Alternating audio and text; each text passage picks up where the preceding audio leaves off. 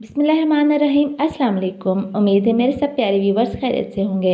यह है ताज किचन और मैं हूँ उज़्मा साजिद। जो मेरे चैनल पर नए हैं वो जल्दी से मेरा चैनल सब्सक्राइब कर लें। आज मैं बनाने जा रही हूँ जिंगर बर्गर, बड़ा ही मज़े की ज़बरदस्त रेसिपी। इसके लिए थाई पीस लिए हैं मैंने, उसको हल्का हल्का सा डंडे से मैंने कूट के दोनों तरफ से कूट लिया है। लंबाई में काटने हैं ये आपने थाई के पीस। और साथ मैंने लिया है 1 teaspoon red chilli powder, 1 teaspoon tikka masala 1 teaspoon, lemon 3 tablespoon और विनेगर 1 टेबलस्पून और chilli flakes 1 teaspoon, mustard powder 1 teaspoon. इसको अच्छी तरह से मिक्स कर लें और आधे घंटे के लिए इसको मैरिनेट होने के लिए रख दें।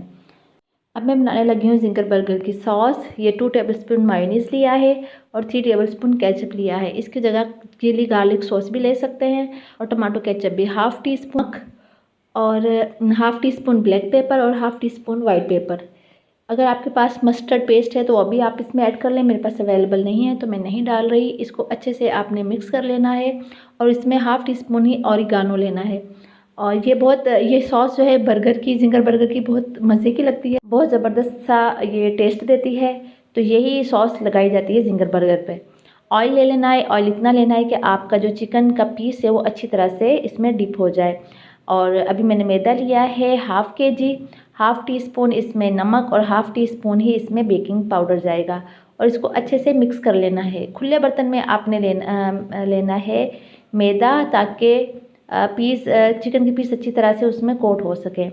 ये मेरे मैरिनेट हो चुके हैं। अब मैं इसको करने लगी हूँ मैदे में कोट। इस तरह से पहले हल्के हल्के से मैंने इसको मैदे में घुमा लिया है और थोड़ा थोड़ा सा इसको हाथ से प्रेस कर लिया है।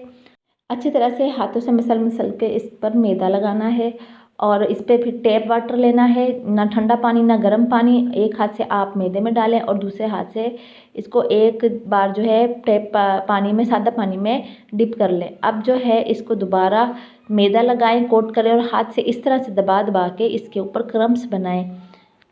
बहुत ज़्यादा दबाव नहीं देना कि इसकी बोटियाँ टूट ना जाएं, क्योंकि इसको पहले डंडे से कूट के इसको फैला लिया था, इसलिए अब ये नरम है। तो इसके ऊपर अच्छी तरह से अब इस तरह से मैं कोट कर रही हूँ मैदा, ताकि इसके क्रम्स बन जाएं। ये 1 से 2 मिनट इस तरह से ये प्रोसेस करना है। अब इसके ऊपर जितना सूखा सा मैदा लगा है उसको हल्के हल्के से झाड़ लें अच्छी तरह से, ताकि ये मैदा जो है एक्स्ट्रा वो उतर जाए। और फिर इसको ऑयल में फ्राई करना है। ऑयल बहुत तेज़ गर्म होना चाहिए कि जैसे ही ये पीस इसके अंदर जाए ऑयल के, वैसे जो इसके क्रम्स जो हैं हीट की वजह से फ़ौरन से बन जाएं। हल्की आंच पे नहीं डालना, ये तेज़ आंच पे ही डालना है और 2 मिनट तेज़ आंच पे बनाना है। उसके बाद 8 से 10 मिनट जो है इसको लो फ्लेम पर फ्राई करना है। ये देखें ये हो चुका है फ्राई और इसको पलटना नहीं है, सिर्फ एक ही साइड से इसको पकाना है। तो ऑयल इसके लिए ज़्यादा होना चाहिए। ये देखिए कितने ज़बरदस्त क्रम्स, ये मेरा दूसरा भी पीस तैयार हो गया है। कितने अच्छे और कितने ज़बरदस्त से क्रम्स क्रंची से बने हैं। इजी है, कोई मुश्किल नहीं है, बड़े इजीली बन जाते हैं। ये मेरे रेडी हो चुके हैं चिकन के पीस। अब जो मैं लूँगी बन और पैन में अच्छी तरह से ग्रीस कर लूँगी ऑयल को और इसको टोस्ट करूँगी हल्का सा। ये सारे बन रख के मैं इसको टोस्ट करने लगी हूँ।